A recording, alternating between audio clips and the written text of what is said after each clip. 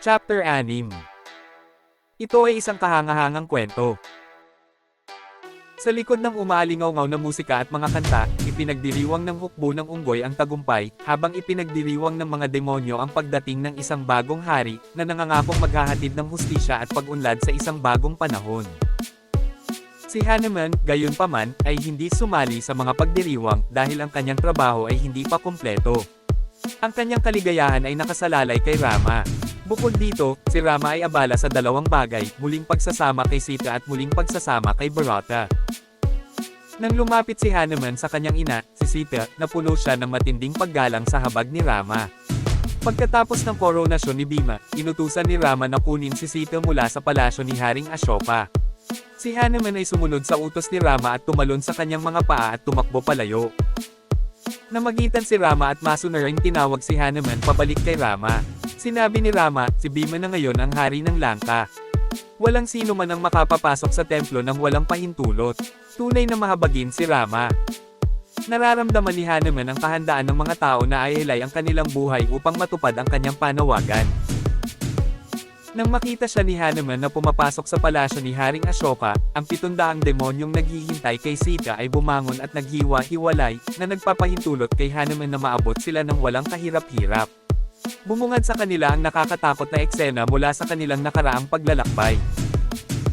Ang mga demonyo, na alam ang malalalim na pagbabago na naganap sa Lanka sa nakalipas na 7 araw, ay nagpasya na huwag makialam. Nang mapansin ang kapansin-pansing pagbabago sa kilos ni Sita, ngumiti si Hanuman at lumapit sa kanya. Ipinaalam sa kanya ang pagkamatay ni Ravana at ang kapakanan ng kanyang minamahal na si Rama. Tuwang-tuwa siya at ipinahayag na malaya na siyang makabalik sa naghihintay na asawa, gaya ng ipinangako niya. Siya ang nagligtas sa kanya sa kasawiang ito. Tumulo ang luha sa mga mata ni Sita, ang kanyang puso ay nag-uumapaw sa biyayang ipinagkaloob sa kanya ni Hanuman. Nang malapit nang umalis si Sita, pinigilan siya ni Hanuman at tinanong siya kung paano siya humingi ng pahintulot na patayin ang 700 demonyo na nagpahirap sa kanya sa Lanka. Inisip niya kung ano ang mararamdaman ni Sita pagkatapos ng kanyang kamatayan. Dapat ba niyang kakatin ang mga ito ng kanyang mga kuko, patayin ng kutsilyo, bugbugin ng patpat, sunugin hanggang mamatay, o itapon sa dagat? Ngumiti si Sita at sumagot, ang pagkakamali ng isang walang magawang lingkod ay isang pagkakamali sa mata ng isang tapat na amo. Walang ibang pagpipilian ng mga demonyong ito kundi pahirapan ako. Pinahirapan nila ako hindi aksidente, ngunit sa pamamagitan ng puwersa. Ito ay hindi paghihiganti, ngunit pagpapatawad. Ngumiti si Sita at sinabing, gusto kong magkwento para matulungan kang mas maunawaan ang konseptong ito. Noong unang panahon, isang mangangaso ang inatake ng tigre habang nangangaso sa kagubatan. Nagbanta ang tigre sa kanyang buhay. Pilit na tinangka ng mangangaso na tumakas. Sa wakas, napagtantong hindi niya matatakasan ang humahabol na tigre, nagpasya siyang umakyat sa isang puno. Nang marating niya ang tuktok, sa wakas ay nakatakas siya sa tigre at nakahinga ng maluwag. Biglang may nakita siyang lalaki sa malapit. Sa kanyang kawalan ng pag-asa, nakalimutan niyang may isang malaking oso din ang nakatira sa puno. Umakyat ang oso at umupo sa isang sanga sa tabi niya. Nanginginig sa takot ang mangangaso nang makita ang napakapanganib na hayop na nakatitig sa kanya ng malapitan.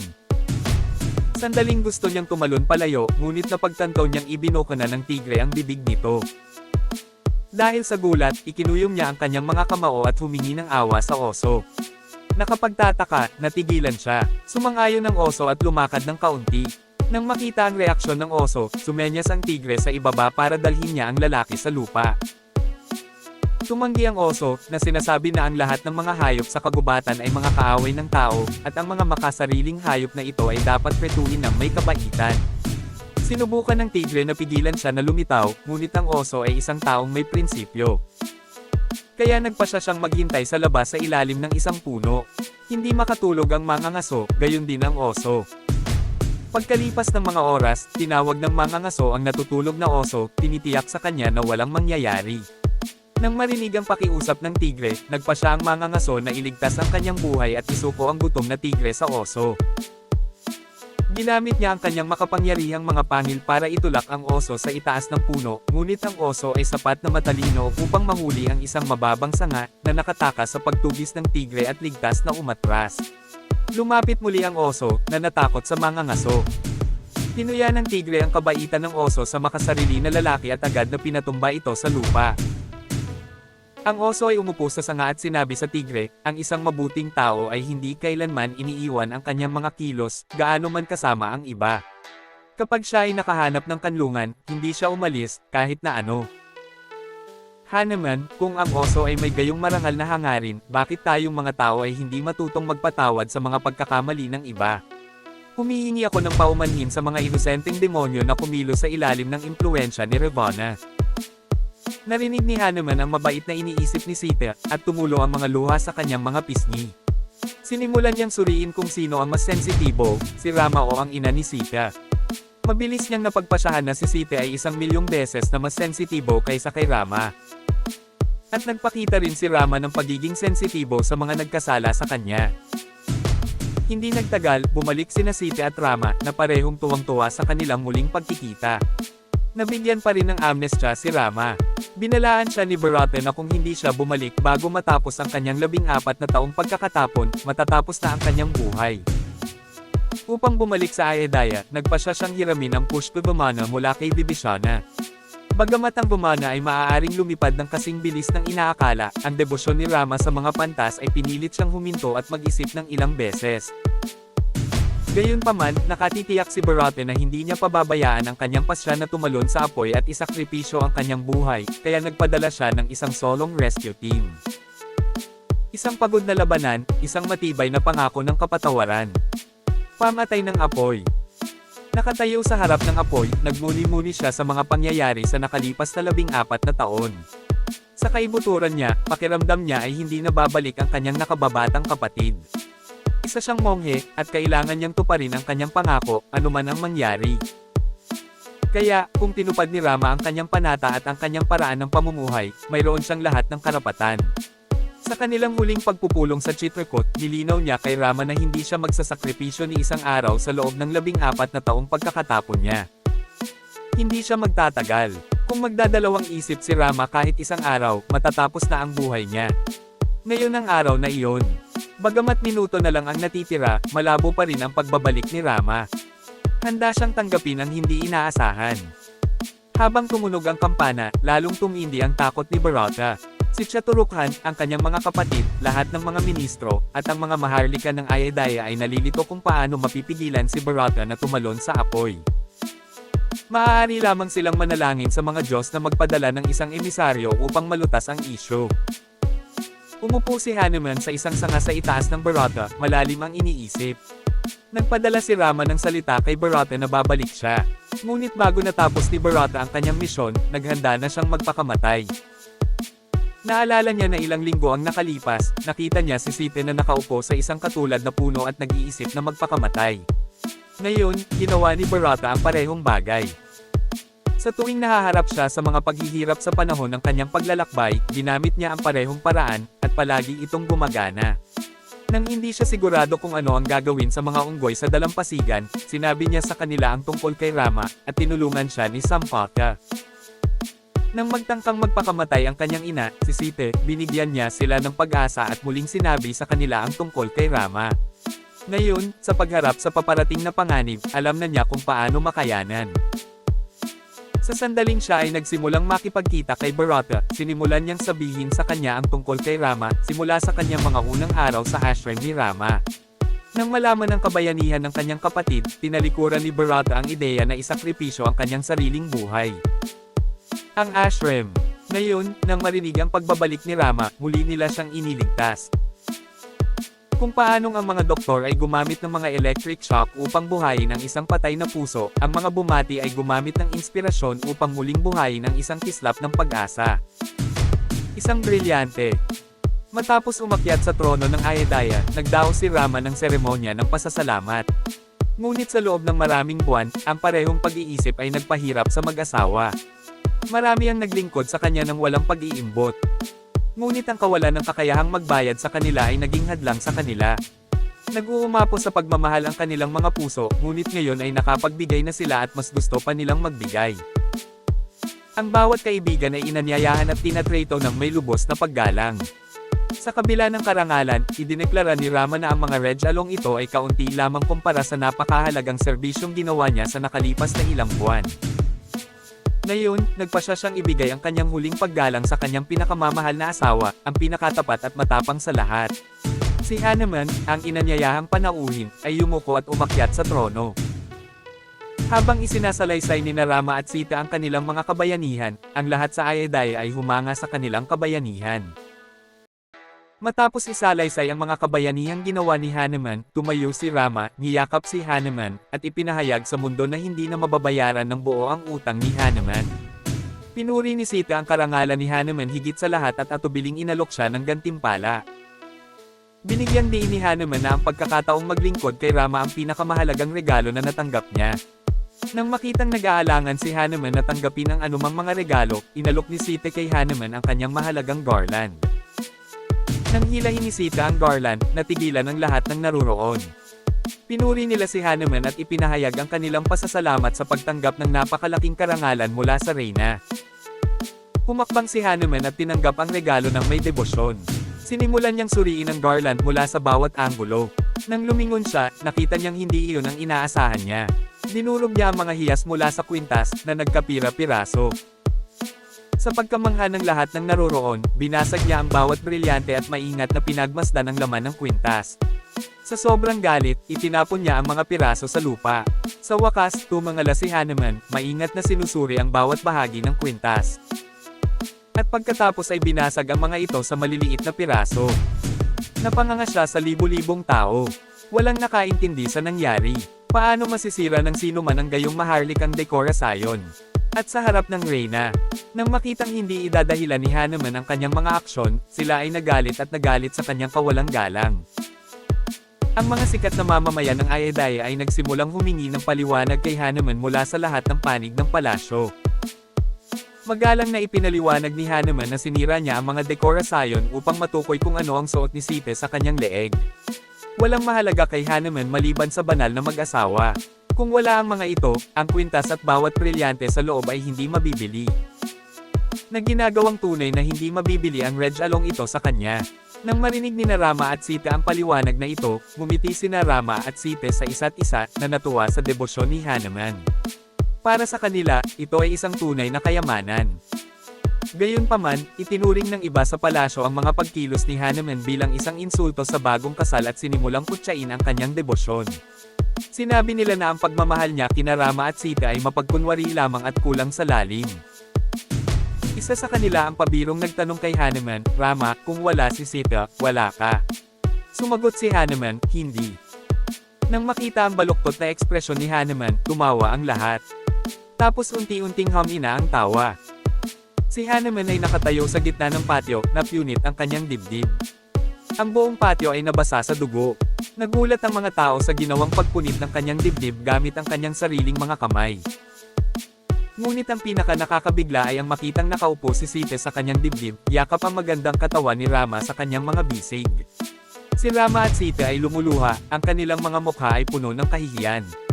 Lahat ng tao sa palasyo ay lumuhad sa paanan ni Hanuman. Mga minamahal na bayani at alagad. Mga permanenteng naninirahan.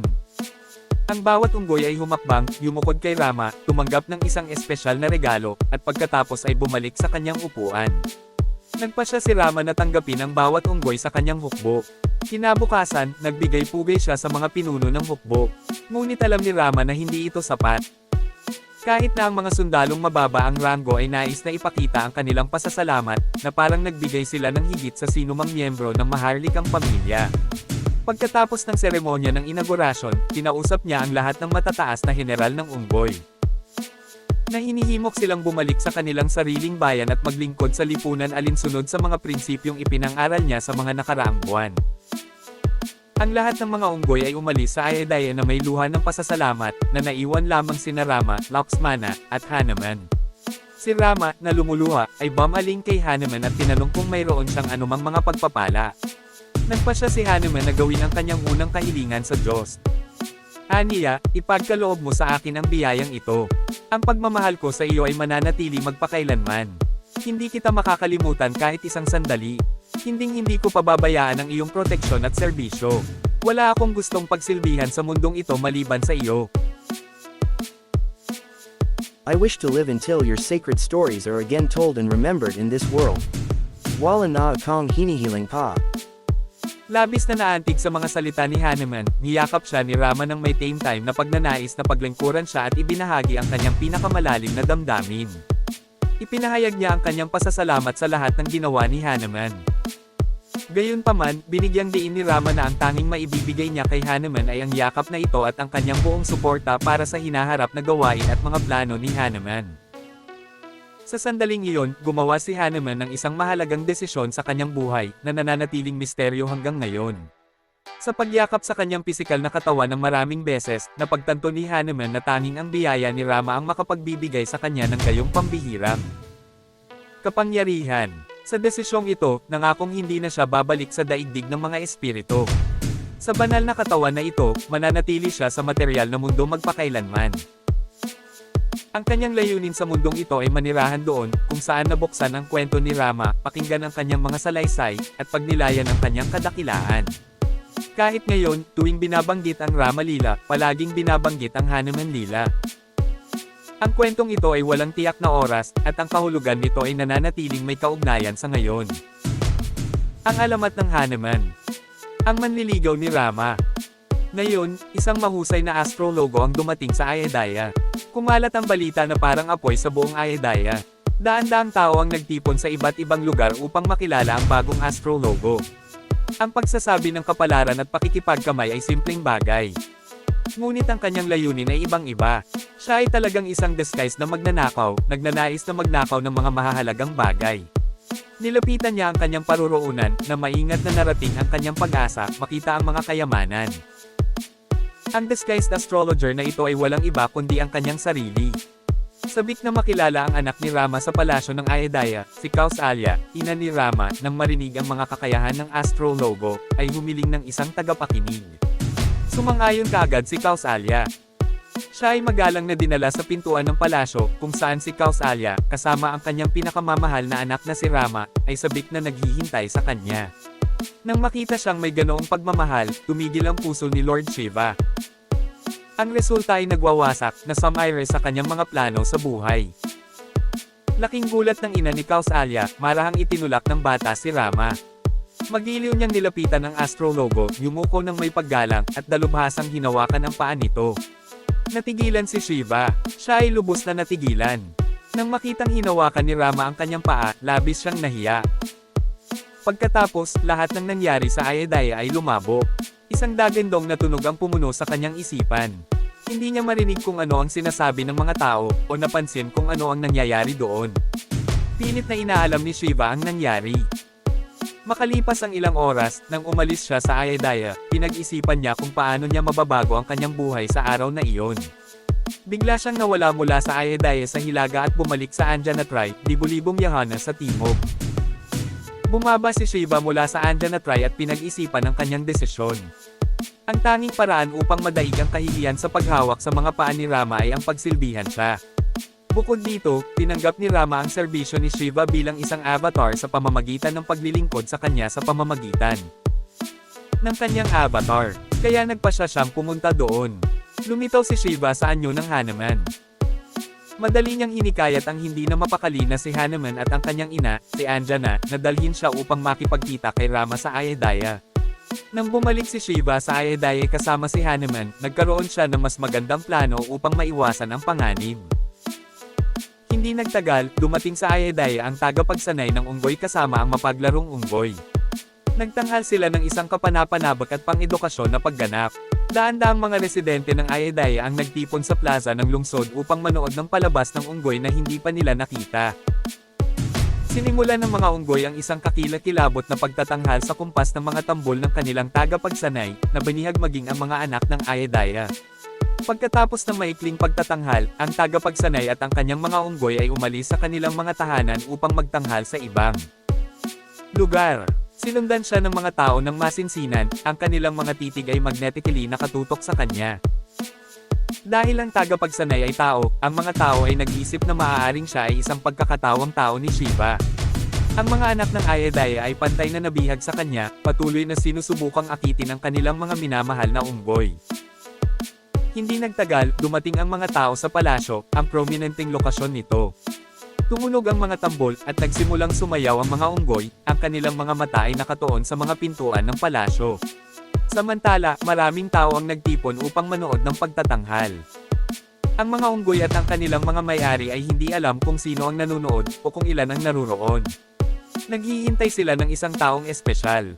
Sa wakas, si Rama at ang kanyang tatlong kapatid ay tumakbo palabas ng palasyo, na sinundan ni Dasharatha at ang kanyang tatlong asawa. Nang makita ng mga unggoy si Rama sa unang pagkakataon, tumibok ang kanilang puso, gayon din ang kanilang tagapagsanay. Upang mapabilib si Rama, muli nilang ipinakita ang kanilang kapangyarihan. Sinimulan nilang matalo ang mga tambol na may kapangyarihang hindi maaaring taglayin ng tao. Ang buong audience ay nabighani sa tunog. Walang makakapidyo sa kanilang pagsasayaw. Ang mga unggoy ay lumukso, umikot, at lumipad sa kabog. Tumalon sa tuwa si Rama at nagsimulang pumalakpak.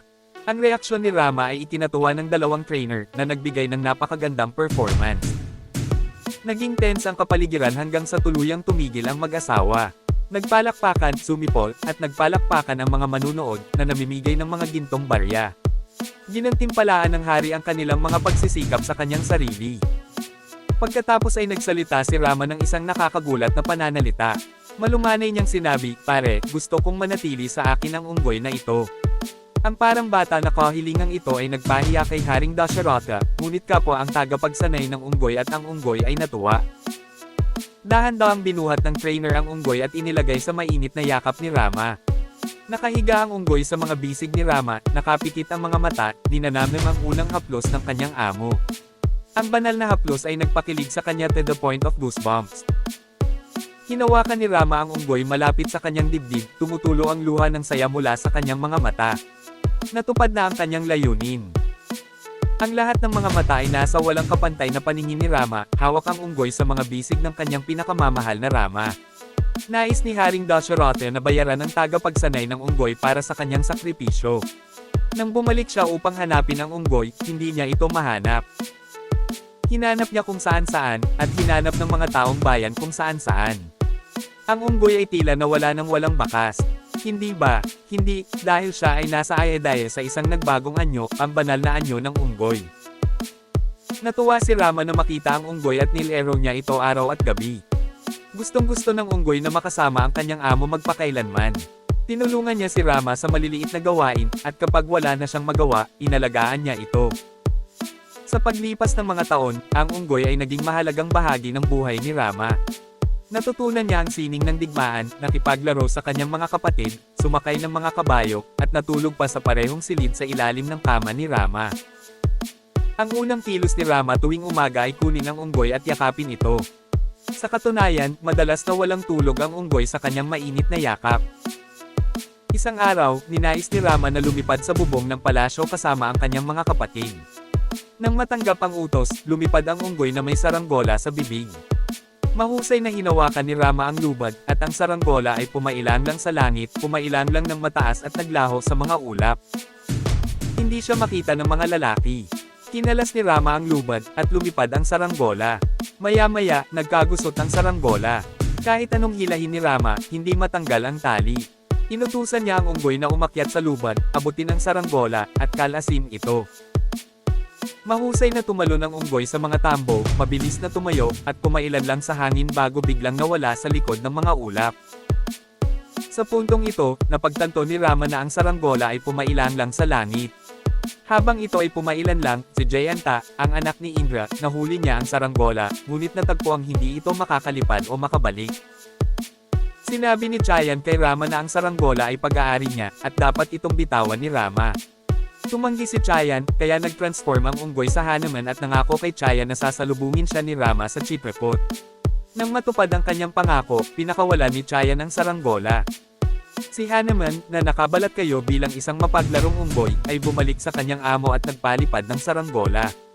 Nagtawanan at nagpalakpakan ang mga bata habang pinapanood ang balanse ng unggoy nila sa saranggola. Isang araw, biglang natapos ang swerte ng unggoy. Noong araw na iyon, dumating si Lord Vishnu sa Ayodhya. Hiniling niya sa 10 hari na isuko si Rama. Pagkatapos sumangguni sa kanya, pumayag ang 10 hari na palayain si Rama. Nang malaman ni Rama ang hiling ng kanyang ama, umuwi si Rama at sinabi sa unggoy, "Oo Hanuman. Dito na nagtatapos ang oras nating magkasama. Kailangang magsimula ang layunin ko sa buhay. Kailangan mong umalis sa Ayodhya at maglingkod kay Sumarives. Isang araw, babalik ako doon, at dapat kang bumalik sa akin at maging permanenteng bahagi ng aking misyon." Ang walang malasakit na kalikasan ng pagkabata ay tinanggal ng mga responsibilidad ng pagiging adulto.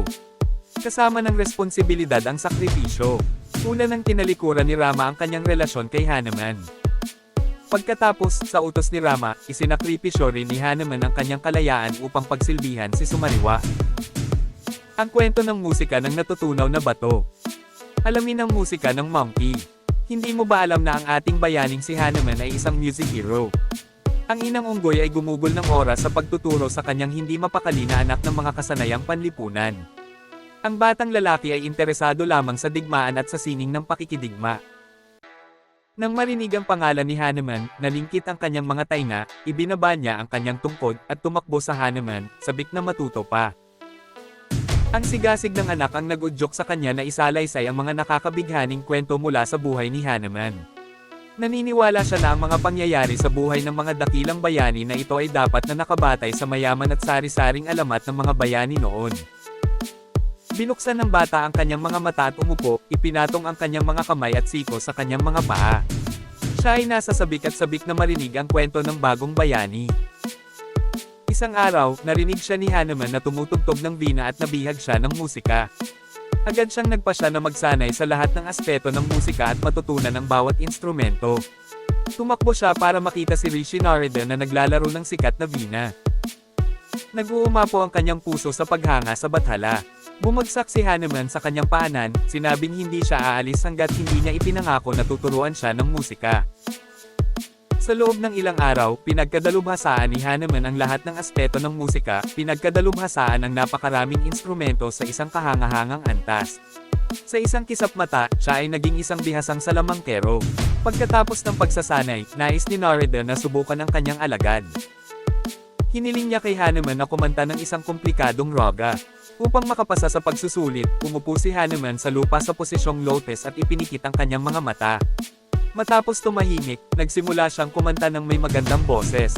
Nabighani at namangha si Narada sa mapang-akit na tunog.